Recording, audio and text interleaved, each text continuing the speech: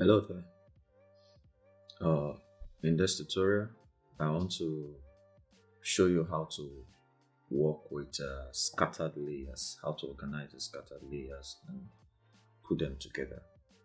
This document, I'm sure a client sent it to me, but I'm sure it was maybe one of these projects picked from free pick, maybe any of all these vector or Photoshop based sites that give you already prepared documents. All you just need to do is replace them with your own details. So somehow it doesn't look organized at all. Like if you're looking for one item, you know it is here, but you don't know where it is on the layer except maybe when you select it and all that. So like this one, I just selected it now. If I want to select this text, Photoshop will just scroll through it and all that. But one thing about Photoshop, if you're very good with working with Photoshop, you need to stay organized. In fact, not staying organized is like a crime you have committed in Photoshop because you will be the one to face the music. When you're looking for something and then you can't just find it, you don't know which layer it is and all that. Okay, so that's something about Photoshop. Unlike CorelDRAW, if you are coming from a CorelDRAW angle, if you move a particular thing outside, okay, if you move it outside, somehow it looks lost because you can find it. It's there, but it looks almost lost. It's there. You and I know I put something there, but imagine I click elsewhere, you can't find it. So that's why it's different on undo so that you can get that back. So that's why you need to be very careful. You only have this for the what in fact your artboard to create anything you want to create and put on them and they'll be visible. Except you're actually working with artboards, and then it's a different case. And if you're working with artboards, what I mean by that is that you can have a separate artboard where you throw all these chunks that you want to use but you have not used. But if you are the guy that works with Photoshop and you have layers to work with, you need to stay pretty organized. So let's dive right in. How am I going to organize this? The rule number one is this: start from the bottom. Please don't start from the top. For any reason, don't start from the top. Okay. But then there's something you can do when you are starting from the bottom. You can always check which one is working. Like we have this uh, icon on all the layers. It's telling you that they are all visible. But when you get to somewhere like here, this is not visible. This is somewhere here, you can see it, but it's not visible. So maybe the designer removed it. And so all those ones, you can delete it, get them out of the way. So you know the ones that are visible and the ones that are not. Because that's what you're going to be using as a checkmate to know which is which. Okay. Not for everything anyway, because the layers are very much here. Are you going to be checking one after the other? So I'm going to show you a technique you're going to use. I just discovered it and I felt like I should share it. Okay, so let's start from the bottom. We'll just check the first part and check whether it's affecting anywhere. Like we select it. Okay, it's on this side. It happens to be the background. Maybe it might have effect since it's on. It might have effect on the background in case if there's opacity on this other background, but this one doesn't look like. Okay, so it means like you may not need this, but let's just have it there. Okay, so with this tool selected, I'll create a group. Just Ctrl G, create a group and rename it left. You can say left page. Okay, and then I'll check this one. Let's see.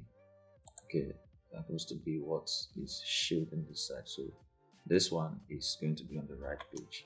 So these are the two groups we are creating. The right page. Okay, I just selected that and press Ctrl G. So right page and left page. Right.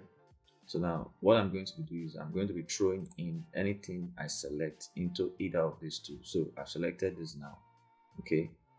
And I could be throwing it inside that place just like that. Anything I select into the page it belongs to. This one, yes, of course I can see it is on the right page, and then this one, right here. So I'll do that quickly, so I won't to talk much.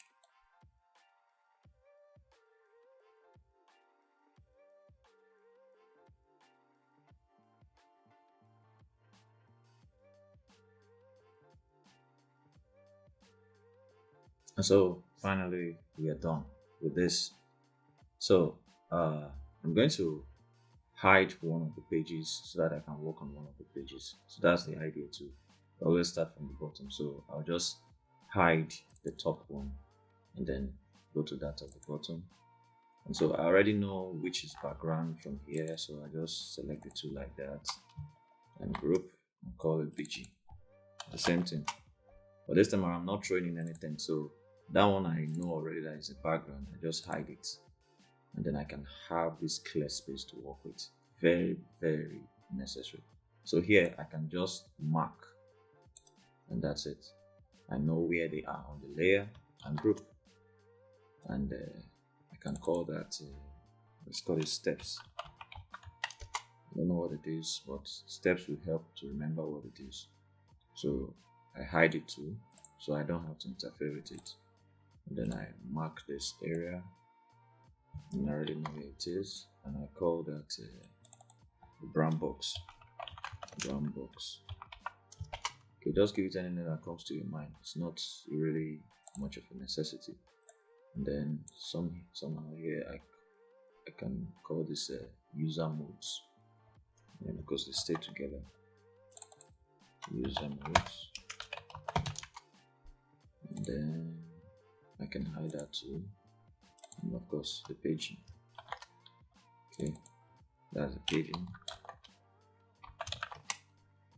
and that's everything on this page, well grouped on the left hand side. So I hide this side and reveal this side. Same thing, start at the bottom, go to the bottom of it just before you have the left page. So select the backgrounds, which is those two, and call it BG. The name here does not affect anything you do here, so it's just for you to remember, anything that helps you to remember. So we have named that. We just hide that quickly, and let's come to the top here and select this, call it project creator. It's just so that anytime you look at it there, it tells you where it is on the page. That's all. If you want to stay pretty organized, you can now call it menu, give it the name you expect it to have, and then okay, yeah, this one is just sitting on its own here, so maybe we can just add it to this section. Yeah, we can just add it to this section, and then we'll call that steps to steps. Hide it. I missed something in that step, so I already saw it. I can just throw it in there to stay hide. And then the last one I think is this, finally. So we'll call this the green box.